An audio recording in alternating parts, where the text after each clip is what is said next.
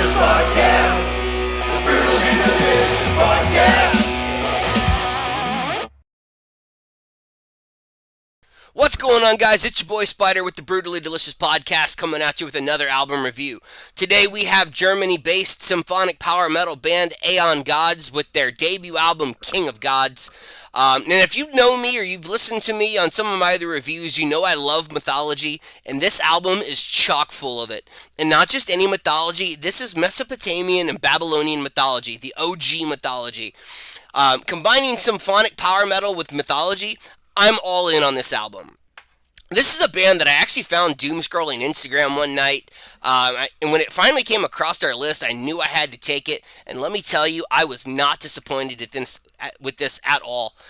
Born out of the ashes of Aeternitas in 2022, Aeon Gods looks to leave their mark on the power metal world, bringing just that traditional power metal sound with the content of mythology. It's going to be something I'm looking forward to in the future. This album itself explores some of the major gods of Mesopotamian and Babylonian religion, such as Marduk, Tiamat, Era, Ereshkigal, Enlil, Nintu, Enki, Ishtar, Tammuz, Ninurta, and numerous beasts and monsters that go along with. The first four songs, Sun God, King of Gods, Aeon Gods, and Babylon Burnin', all follow the birth and rise to power and the decline of Marduk, who is the traditional, or the patron god and ruler of the gods of Babylon, equal to that of Ra, Zeus, Jupiter, or Odin from other mythologies. The next three songs, Enlil's Command, Nintu's Lament, and Enki's Grace, all follow the Great Flood in Mesopotamia, where Enlil wanted to destroy civilization, and Enki saved it from destruction. These songs actually have a little bit of a ballad to them, which I really liked on this album, considering the tone of those couple songs there, and finishing up with something more upbeat with Enki saving civilization.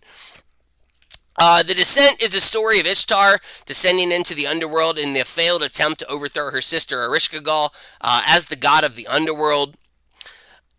Monsters of Tiamat goes into all the monsters that Tiamat brought forth to battle with Marduk in their wars. 11 monsters in all, according to the lore.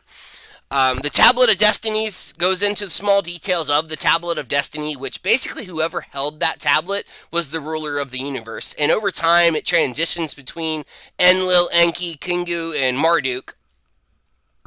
But now that you've learned a little bit about about Babylonian and Mesopotamian mythology, sorry, I'm talking over myself there, we can get to the album itself. And I could go on forever about the mythology part, but this album has that epic power metal feel. Lots of harmonies with the vocals, which I love because it gives you that sense that you're in a worship or a church, and it just gives that album that extra bite because this is a very religious sounding album.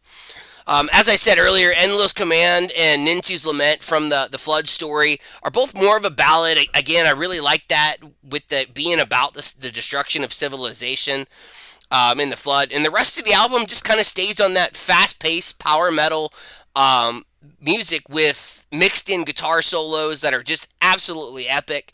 I absolutely love this album. I can't wait to see these guys in person.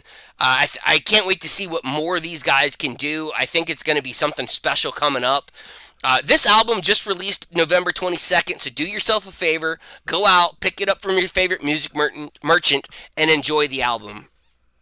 This is a band that if you like Gloryhammer, War Kings, Angus McSix, and other fantasy epic power metal bands, I think you're going to love these guys. So go give them a follow on social media at Aeon Gods on most platforms.